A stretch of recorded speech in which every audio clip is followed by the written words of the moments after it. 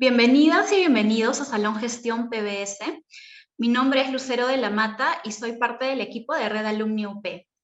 El tema de hoy es la cultura organizacional ágil en la era digital y está a cargo de Patricia Crisol, egresada de Administración de la Universidad del Pacífico, profesora del curso Liderazgo en Organizaciones Ágiles y Transformación Cultural del programa de Transformación Digital de Pacífico Business School.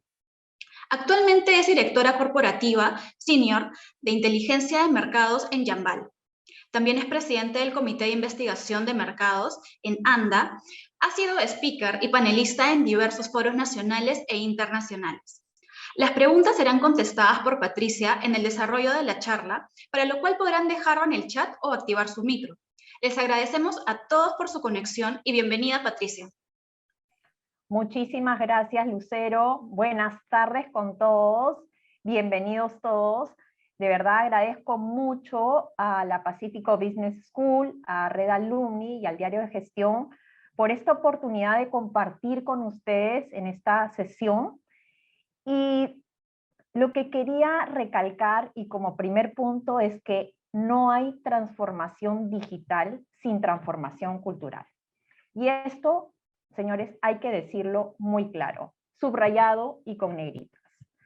La parte de la cultura es a la que menos se le ha dado importancia, aunque definitivamente es sumamente importante y clave para el éxito de una transformación digital.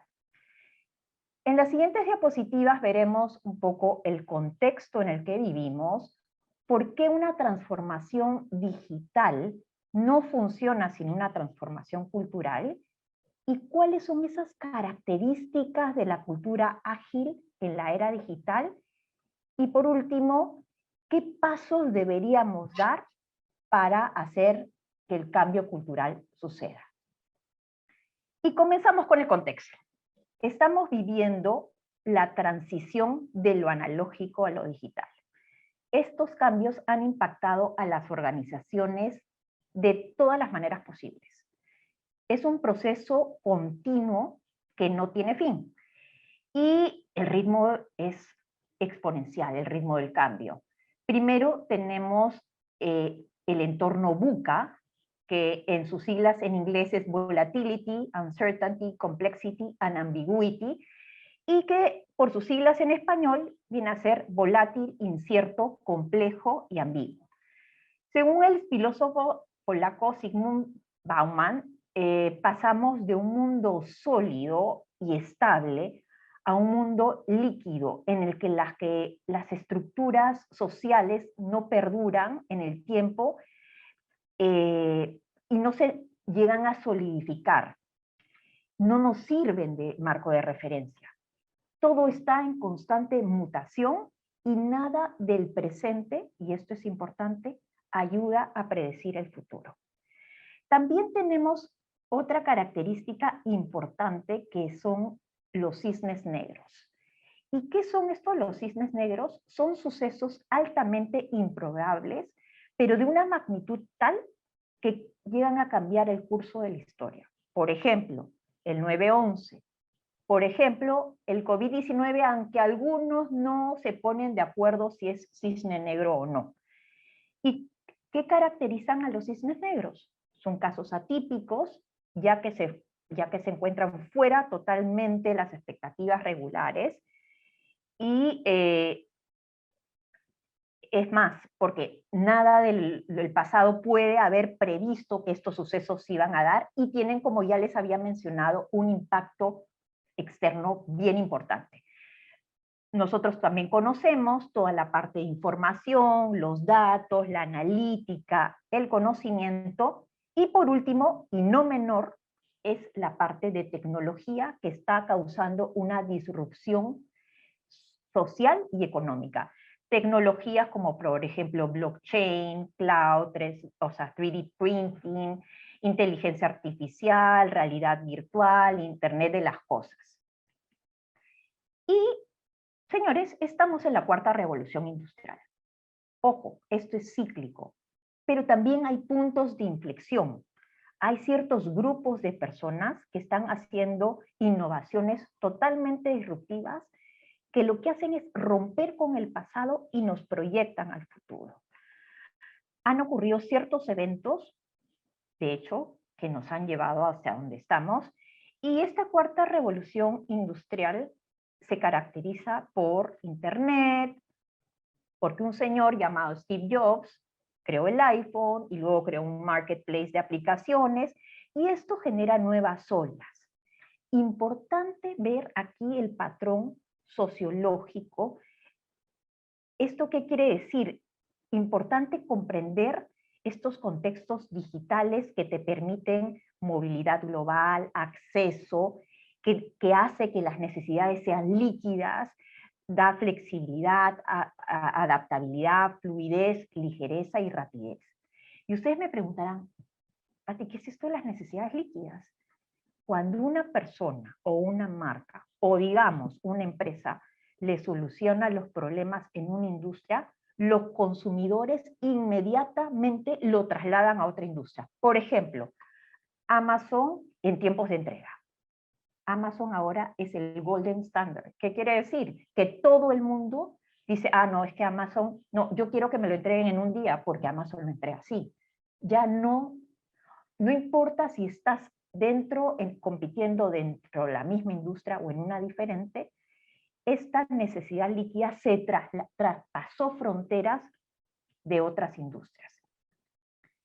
Y acá es importante ver,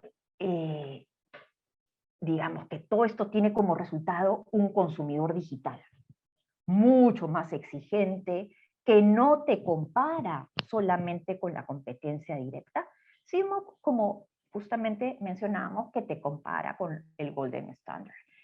Y este consumidor digital tiene 3 características. Primero, la personalización. Quiero que sepas quién soy, quiero que sepas mis gustos, quiero que sepas mis datos, no te los tengo por qué repetir. No te los tengo por qué repetir en on y en off. No, si lo ingreso una vez, tú ya me tienes que conocer. Eso es lo que se espera de las marcas. La segunda característica, inmediatez. Todo se quiere en tiempo real. Esto se ha agudizado, se ha acelerado con la pandemia. Tenemos a Rappi, tenemos a Pedidos Ya, tenemos a Joker con delivery en 15 minutos. Lo quiero aquí y ahora, no quiero esperar, ¿no? Y una tercera característica es la experiencia 360. Esta es una experiencia que tiene que estar alineada, que el consumidor no quiere que su viaje no genere ninguna fricción, no quiero tener fricciones dentro de mi customer journey, ¿no? Cuando cambio de canal, ¿no? Esto es lo que en inglés se llama seamless journey, ¿no? Por ejemplo, si yo ingreso todos mis datos en una app, digamos, hago todo mi pedido y por mala suerte no lo puedo pasar, quiero que a la hora de entrar por web, digamos, sea reconocido y no lo tenga que volver a digitar. Quiero tener una misma experiencia tanto en on como en off, en online como en offline. Para mí como consumidor es lo mismo, ya que usted, empresa, lo tenga diferente, eso no es mi problema, es una sola experiencia, ¿no? Y esto a qué lleva que a muchas empresas están rompiendo sus áreas, están formando equipos multidisciplinarios. ¿Cómo van a poder darme a mi cliente una experiencia 360 si por dentro la empresa está lleno de silos? Imposible. Esto conlleva a que cada característica de este consumidor digital se va a traducir en una capacidad organizacional. ¿Es lo digital? Sí, pero también tiene que ver con la parte de cultura organizacional. Y bueno, todas las empresas, lo conocemos y lo sabemos, se tuvieron que digitalizar en la pandemia. Si hay una herramienta que brinda mejor experiencia y simplifica la vida, definitivamente el consumidor la va a adoptar. El costo de entrada debe ser menor al costo de adopción y el cliente, el consumidor, debe percibir este valor. Y las empresas necesitan transformarse. Como hemos visto, estos cambios tan acelerados y la irrupción del mercado obliga a las empresas a adaptarse a este nuevo ambiente competitivo. Requiere de una transformación para innovar y poder ofrecer mejores productos, mejores servicios que la competencia. Agregar valor a un cliente mucho más exigente e informado, como hemos visto, ¿no? Canales off, canales on, atención 24/7, personalización. Señores, la transformación no es opcional, es un must en este mundo cambiante si queremos sobrevivir y permanecer en el futuro. Y de hecho, aquí este gráfico que les traigo es que estamos viendo cómo el tiempo de vida de las compañías se reduciría en casi 50 años para el 2029. De 60 años, en el 1958, se espera que para el 2029 se reduzca a 13 años. Estamos hablando del tiempo de vida de una empresa de S&P 500. Tenemos que dejar de pensar que solamente competimos con las empresas de nuestro sector. El estándar de experiencia lo traen las empresas digitales. Al resto nos toca adaptarnos o simplemente morir. Y no queremos ser como estas empresas, ¿no? No queremos que nos ocurra lo que le pasó a Kodak, por ejemplo, que no obtuvo la aprobación para lanzar la fotografía digital por miedo a los efectos que podría tener en su mercado clave. Resultado, bancarrota en 2012. Por ejemplo, Nokia, primero en crear un teléfono celular, pero la compañía no supo entender la importancia de invertir en software y continuó poniéndole todas las balas y todos sus empeños en destacar el hardware. No creía que el futuro de la comunicación iba a pasar por los datos en lugar de la voz. Resultado, bancarrota en el 2008. Y ya pues el ultra archiconocido caso de Blockbuster, ¿no? La aparición de Netflix cambió todo. En el 2000, Netflix le toca la puerta a Blockbuster y le pide humildemente que quiera aliarse con Blockbuster, al que le ofreció llevarle la parte, digamos, online, ¿no? El CEO de la compañía, de Blockbuster, lo rechazó porque le pareció una idea ridícula. Resultado, bancarrota en el 2010. Y podemos seguir con más nombres, ¿no? Toys R Us, Compaq, BlackBerry, Yahoo. Empresas que se quedaron y no se adaptaron a los nuevos tiempos. Y para muchas empresas la respuesta es la transformación digital. Pero aquí les traigo un dato no menor. En la encuesta global de transformación digital del 2020 que hizo el Boston Consulting Group, se encuestó a más de 900 empresas a nivel mundial, independientemente, digamos, del tamaño, la ubicación, el sector de operación, y se encontró que el 70% de las transformaciones digitales falla. Sí, así como lo oyen, 70%. Definitivamente esas estadísticas pueden ser desalentadoras. La mayoría de los esfuerzos de transformación digital fallan.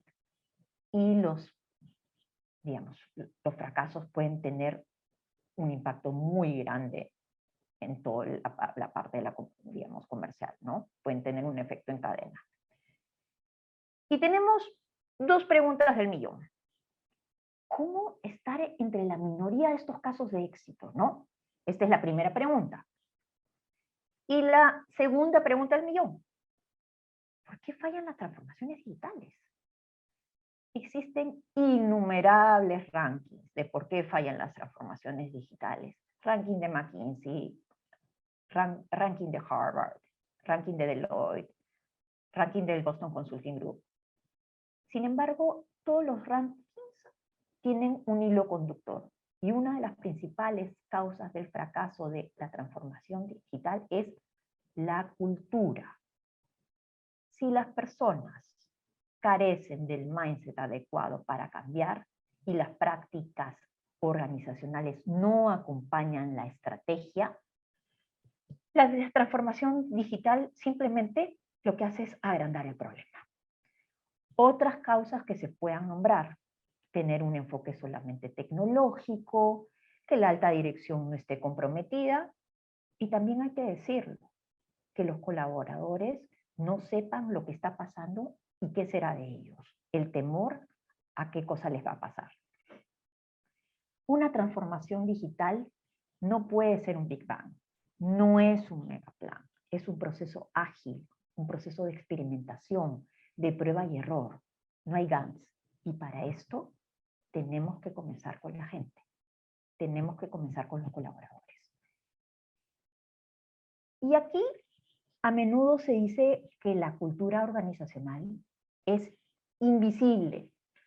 ¿Por qué? Porque es omnipresente. En un mundo donde el éxito exige agilidad, no hay duda que la cultura organizacional importa. Por favor, quisiera que ustedes escriban en el chat qué es para ustedes cultura organizacional y a ver si ojalá que lo pueda leer. Por favor, no sean tímidos, escriban. Lo primero que se les viene a la mente, no hay respuestas buenas ni malas. Escriban, para ustedes, ¿qué significa cultura organizacional?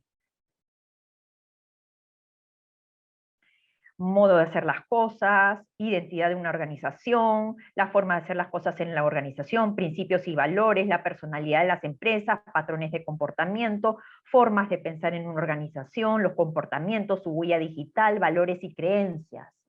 Estas son las respuestas que tenemos. Conjunto de valores y mindset también nos cuentan.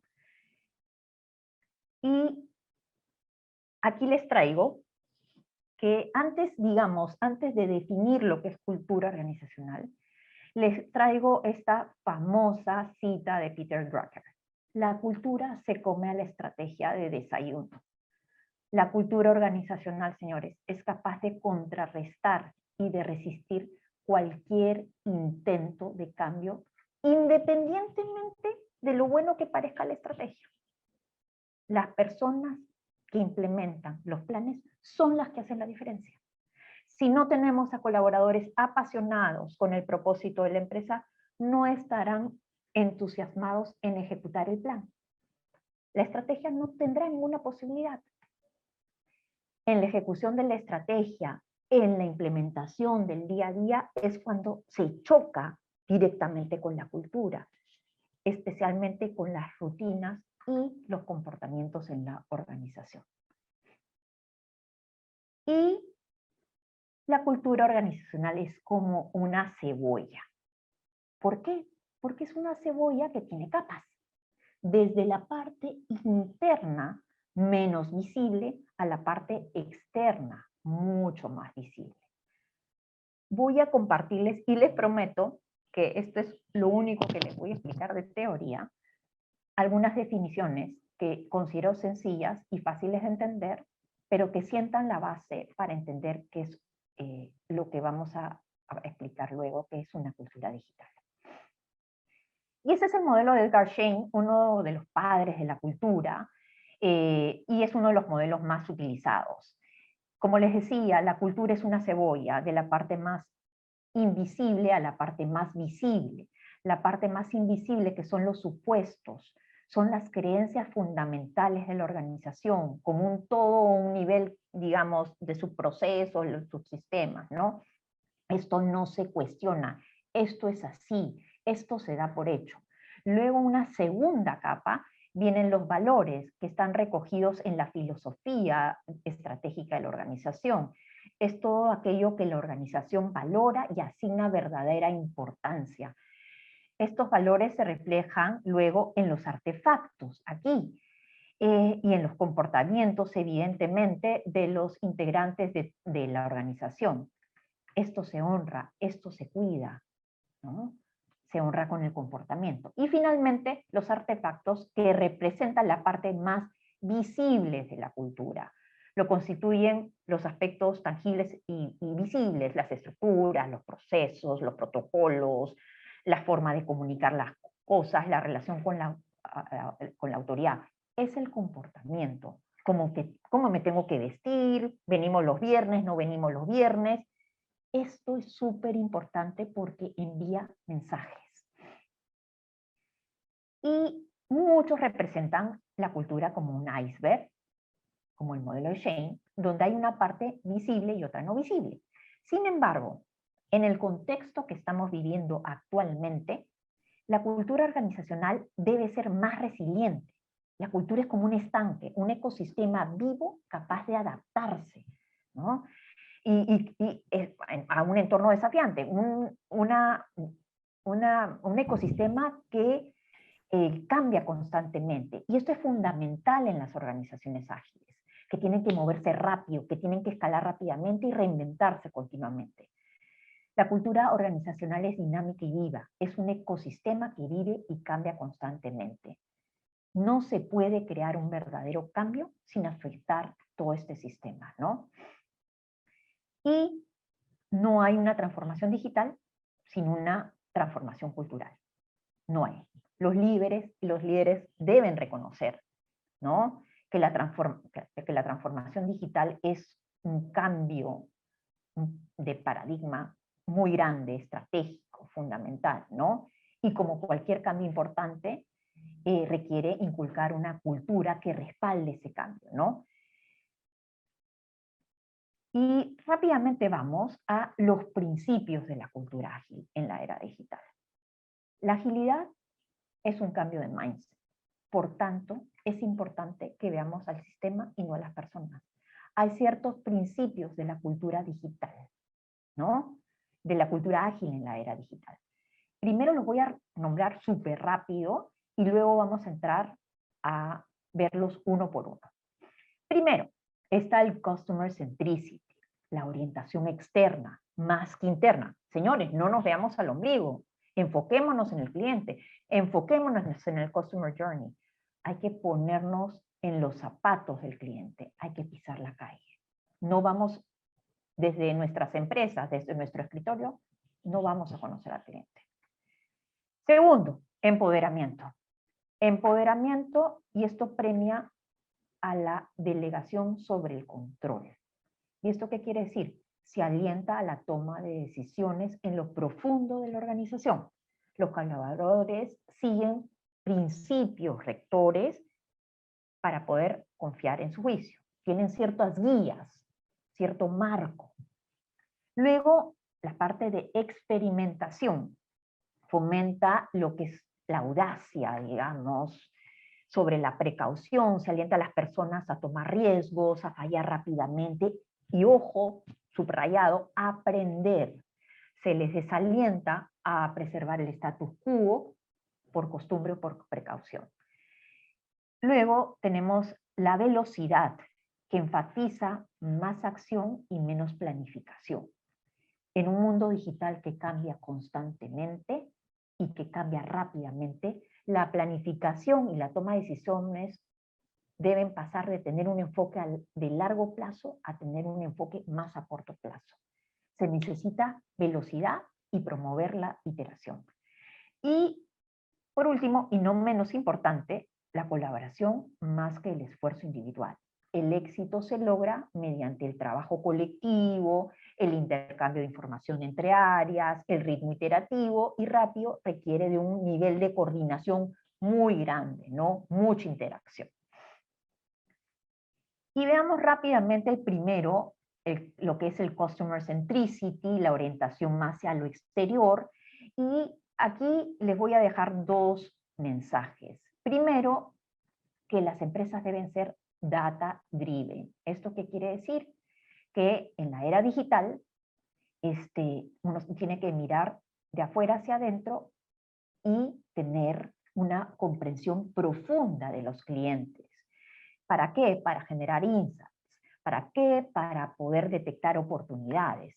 ¿Qué implica ser una empresa data driven? Implica tomar decisiones de negocio rápidamente con información suficiente basada en KPIs, data, indicadores de ejecución que se pueden seguir y comparar a lo largo del tiempo, ¿no?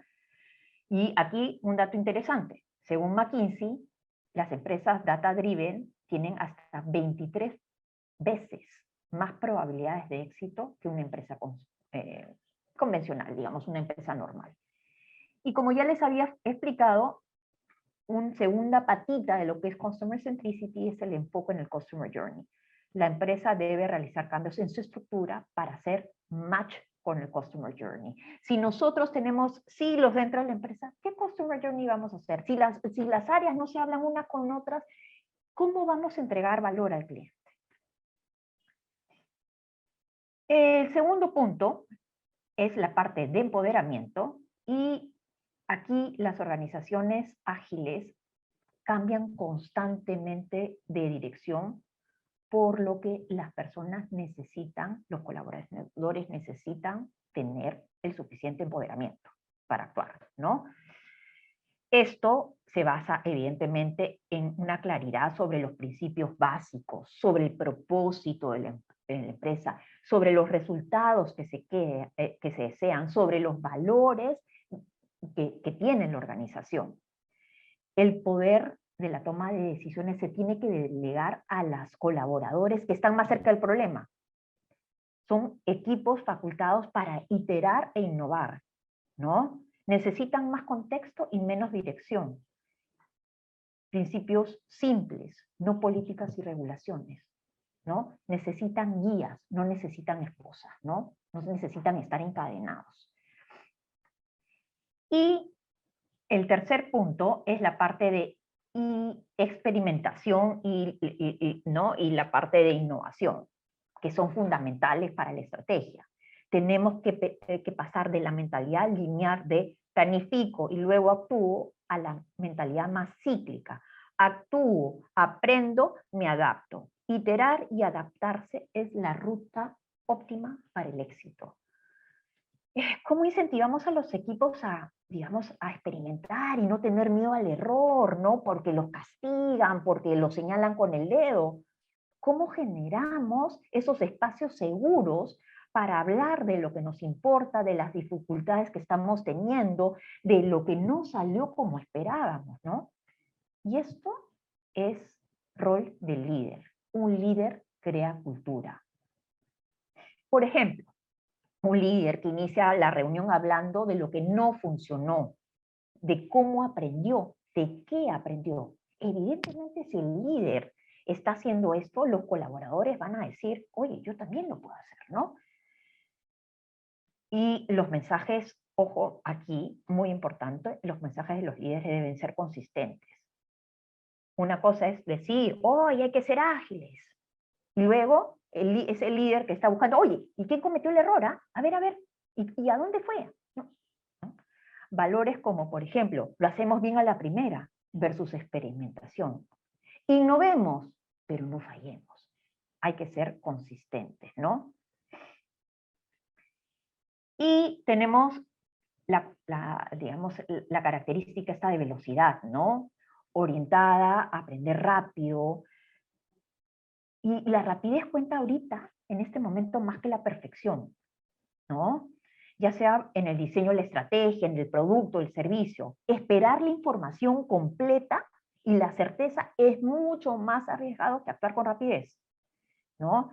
Evidentemente, estas decisiones rápidas deben estar respaldadas por una movilización de recursos, mediciones de impacto, el intercambio de lecciones aprendidas para garantizar que la velocidad sea útil y no sea imprudente, ni ciega, ni loca, ¿no? Y por último, la parte de colaboración, ¿no? Esta característica importante de colaboración. Los problemas y oportunidades que enfrentamos son más grandes y complejos que nunca.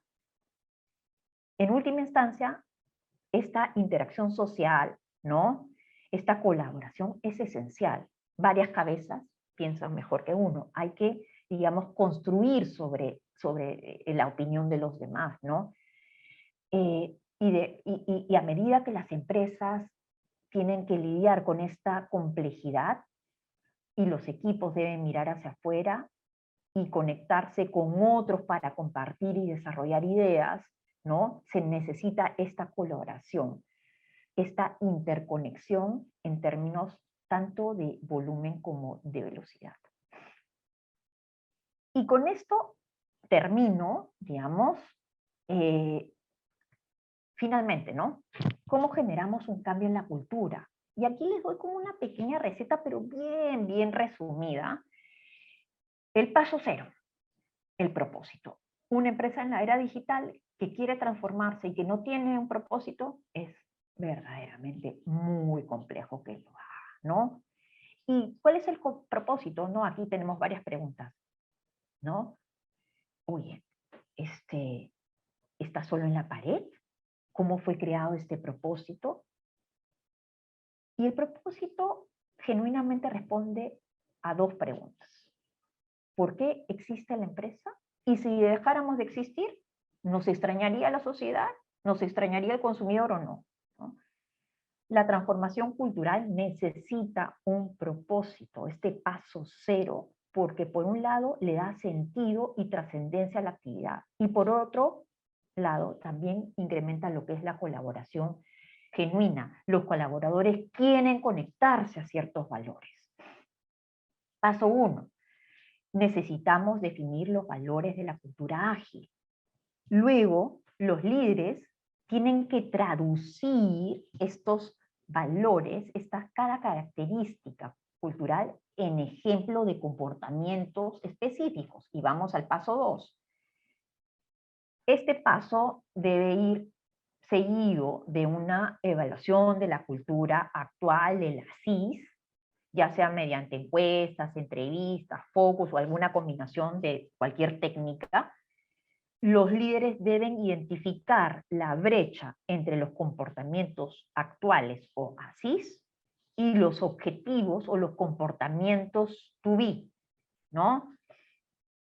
Y, digamos, esos gaps que hay, tenemos que ver cómo vamos a ir acortando esta brecha, ¿no? De ser, digamos, una organización jerárquica que solamente el líder toma las decisiones, a ser una organización que empodera a los colaboradores, ¿no? El paso 3, el liderazgo. En cualquier transformación es importante, ¿no? Es importante inculcar una cultura que respalde este cambio, ¿no? Y aquí es sumamente clave que los colaboradores sientan que los líderes han comprado ese cambio. Si los líderes hacen, mejor dicho, refraseo, si los colaboradores miran a su alrededor y ven que los líderes de la organización actúan de forma contraria al cambio, reforzando el pasado en lugar del presente, los colaboradores van a pensar, oye, pero ¿por qué puede molestar? Pues esto no va en serio, esto es una broma, no va a tener éxito, ¿no? Entonces ahí es que las transformaciones se caen. Paso número 4, el compromiso de los colaboradores. Es muy importante que los colaboradores entiendan el por qué y el para qué del cambio. Debemos tener un storytelling que ayude a generar entendimiento y convicción acerca del cambio. El cambio debe venir desde el gerente general, desde el CEO, y los líderes deben ser los sponsors de este cambio. Asimismo, digamos, en varios niveles de la organización se deben nombrar agentes de cambio, que puedan ser la voz y los oídos para dar constante feedback acerca del cambio que ayude a que este cambio suceda, ¿no? Ayude a hacer esas modificaciones que se necesitan. Paso número 5, alinear el contexto. ¿Y esto qué quiere decir? Fortalecer el mensaje en cuanto digamos, con una estructura y con procesos, ¿no? Las reglas del juego, le hace incentivos, digamos, evaluaciones de desempeño, deben estar alineados con lo que se pide que se haga. No pueden ir por otro lado. Todo tiene que estar alineado. Se debe reconocer los comportamientos que queremos que sucedan. Y por último, las prioridades estratégicas, que es identificar iniciativas priorizadas en función como que hacer una matriz, ¿no? Y tener digamos, en un eje el impacto en el negocio y en otro la inversión de recursos, ¿no? Para ver nuestros quick wins y de ahí, ¿no? Un roadmap. Y con esto, señores, me he pasado un poquito, pero he terminado y no sé si hay alguna pregunta.